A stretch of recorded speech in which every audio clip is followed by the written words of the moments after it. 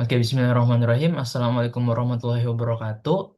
Sebelumnya kami ucapkan terima kasih kepada teman-teman dan juga para dosen-dosen sekalian atas kesempatannya kali ini. Kami dari kelompok eksperimen kelas C akan mempresentasikan hasil penelitian eksperimen kami yang berjudul Efektivitas Reality Group Counseling atau RGC dalam menurunkan tingkat eksesif smartphone use.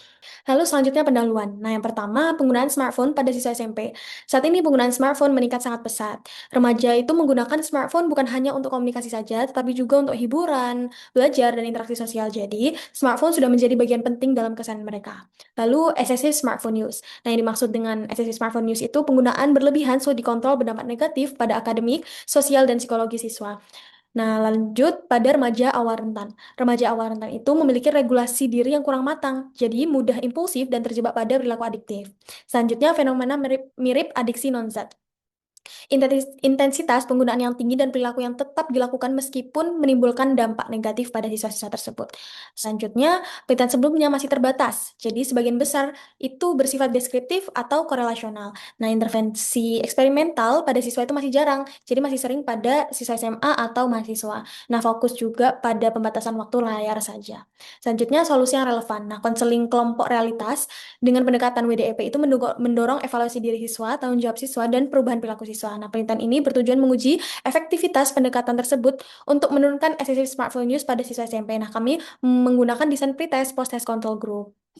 Penggunaan smartphone pada remaja SMP meningkat seiring perkembangan teknologi dan sering menjadi sarana utama untuk hiburan, pengakuan sosial, dan pengalihan stres. Namun, penggunaan yang intens tanpa kontrol dapat berkembang menjadi eksesif smartphone use yang berdampak pada kehidupan sehari-hari remaja.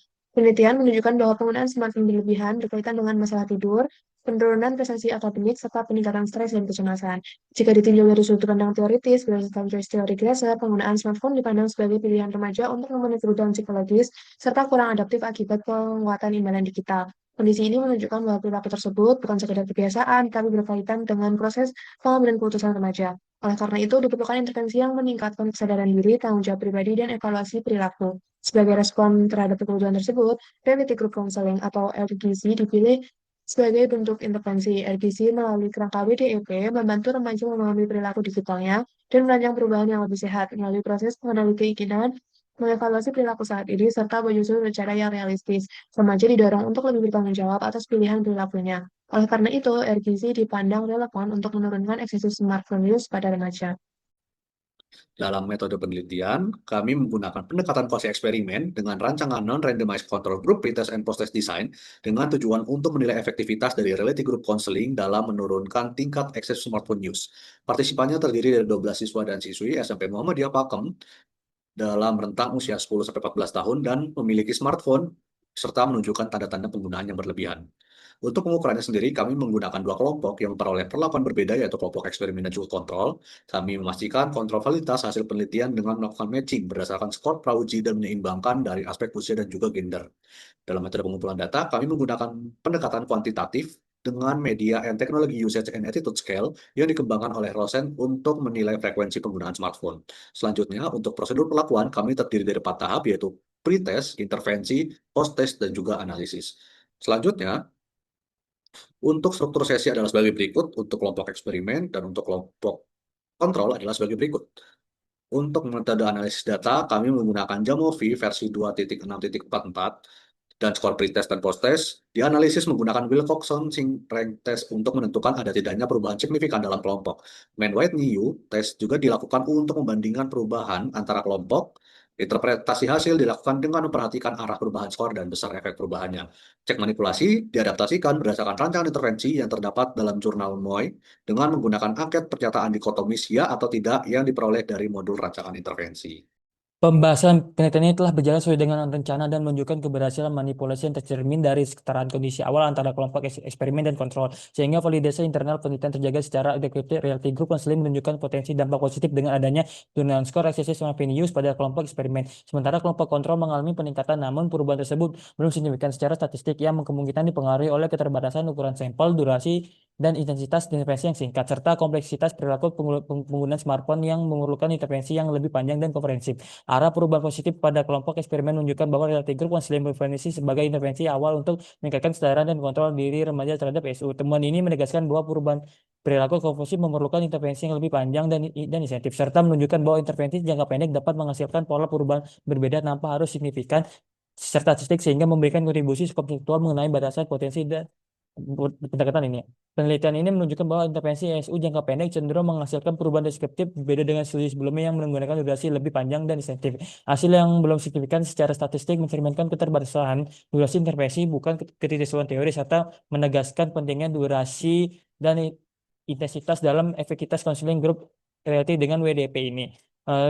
Ketidaksignifikasi karena hasil kemungkinan dipengaruhi oleh ukuran sampel kecil dan durasi intervensi singkat yang meningkatkan resiko type 2 error. Meskipun demikian, konseling kelompok realitas dengan WDP berpotensi sebagai intervensi awal atau preventif ESU pada remaja, khususnya bila diterapkan lebih panjang dan berkelanjutan. Hal ini diperkuat oleh hasil manipulator check yang menunjukkan manipulasi penelitian berjalan dengan efektif atau berhasil. Baik, kita beralih pada bagian hasil. Pada slide ini ditampilkan gambaran demografi partisipan dan hasil manipulation check. Penelitian ini melibatkan 12 siswa SMP dengan rentang usia 12 hingga 14 tahun yang dibagi secara seimbang ke dalam kelompok eksperimen dan kelompok kontrol, yang mana masing-masing berjumlah 6 orang dengan komposisi gender yang relatif setara. Nah, sebelum intervensi, kedua kelompok berada pada kondisi awal yang sebanding, sehingga memenuhi prasyarat penelitian eksperimen. Hasil manipulation check yang dianalisis menggunakan uji Mann-Whitney U menunjukkan perbedaan yang signifikan antara kelompok eksperimen dan kontrol dengan nilai P sebesar 0,007. Temuan ini menunjukkan bahwa perlakuan reality group counseling berhasil membedakan kondisi eksperimen dan kontrol secara metodologis, sehingga intervensi yang diberikan dapat dikatakan berjalan sesuai dengan rancangan penelitian. Nah, kemudian slide kedua ini menunjukkan hasil uji kesetaraan pretest dan statistik deskriptif. Uji Mann-Whitney U pada skor pretest menunjukkan tidak adanya perbedaan yang signifikan antara kelompok eksperimen dan kontrol, sehingga dapat disimpulkan bahwa kedua kelompok berada pada kondisi awal yang setara. Nah, secara deskriptif, kelompok eksperimen menunjukkan penurunan rata skor excessive smartphone use dari pretest ke post-test, sedangkan kelompok kontrol justru menunjukkan peningkatan min score. Pola ini mengindikasikan bahwa setelah mengikuti reality group counseling, peserta kelompok eksperimen cenderung mengalami penurunan intensitas penggunaan smartphone, sementara tanpa intervensi, perilaku tersebut tidak menunjukkan perbaikan. Temuan deskriptif ini memberikan indikasi awal adanya arah perubahan yang positif pada kelompok eksperimen. Nah, kemudian pada slide terakhir ditampilkan hasil uji hipotesis dalam kelompok menggunakan uji Wilcoxon. Hasil analisis menunjukkan bahwa penurunan skor excessive smartphone use pada kelompok eksperimen tidak signifikan secara statistik dengan nilai P sebesar 0,141. Demikian pula pada kelompok kontrol tidak ditemukan perbedaan yang signifikan antara skor pretest dan post-test. Dengan demikian, meskipun secara deskriptif kelompok eksperimen menunjukkan arah perubahan yang positif, hasil inferensial belum memberikan dukungan statistik yang kuat terhadap efektivitas reality group counseling dalam mereduksi intensitas excessive smartphone use pada sampel penelitian ini. Temuan ini bersifat terbatas karena jumlah sampel kecil, sehingga diperlukan penelitian lanjutan dengan durasi intervensi dan ukuran sampel yang lebih besar. Oke, yang selanjutnya yang terakhir adalah kesimpulan. Di sini kami menyimpulkan bahwasanya RGC atau Reality Group Counseling belum terbukti signifikan secara statistik dalam menurunkan tingkat excessive smartphone use. Kami juga menyimpulkan bahwasanya kelompok eksperimen yang ada menunjukkan penurunan skor yang lebih besar dibanding kelompok kontrol dengan efek size yang lebih kuat, sehingga RGC berpotensi efektif secara praktis. Nah, kelompok kontrol tidak mengalami perubahan, berarti yang menunjukkan bahwa perubahan perilaku tidak terjadi tanpa intervensi. Kemudian yang terakhir adalah keterbatasan utama penelitian kami adalah jumlah sampel yang sangat kecil, sehingga pengaruh RGC belum terdeteksi secara statistik. Selain itu, dalam segi kontribusi, pada penelitian kami memberikan kontribusi secara teoritis dengan memperluas penerapan choice theory dan pendekatan WDIP pada konteks perilaku adiktif non-zat, terkhususnya pada penggunaan smartphone berlebihan pada remaja awal. Nah, implikasi dari penelitian kami sendiri, kami menyimpulkan bahwasanya reality group counseling dengan pendekatan WDIP berpotensi digunakan sebagai intervensi awal atau preventif di lingkungan sekolah. Akan tetapi, meskipun perubahan perilaku belum sepenuhnya signifikan secara statistik, arah perubahan positif mengindikasikan bahwasanya pendekatan ini mampu menumbuhkan kesadaran dan kontrol diri pada siswa. Saran kami untuk penelitian selanjutnya adalah untuk melibatkan jumlah partisipan yang lebih besar, durasi intervensi yang lebih panjang, serta pengukuran untuk tindak lanjut untuk melihat keberlanjutan perubahan perilaku. Bagi pihak sekolah sendiri, reality group counseling dapat dipertimbangkan sebagai bagian dari layanan bimbingan dan juga konseling yang terstruktur dengan adanya adanya dukungan dari guru dan juga orang tua agar perubahan perilaku siswa dapat berlangsung secara lebih optimal. Mungkin cukup sekian presentasi kami hari ini. Atas lebih dan kurangnya kami mohon maaf dan terima kasih. Saya akhiri. Wassalamualaikum warahmatullahi wabarakatuh.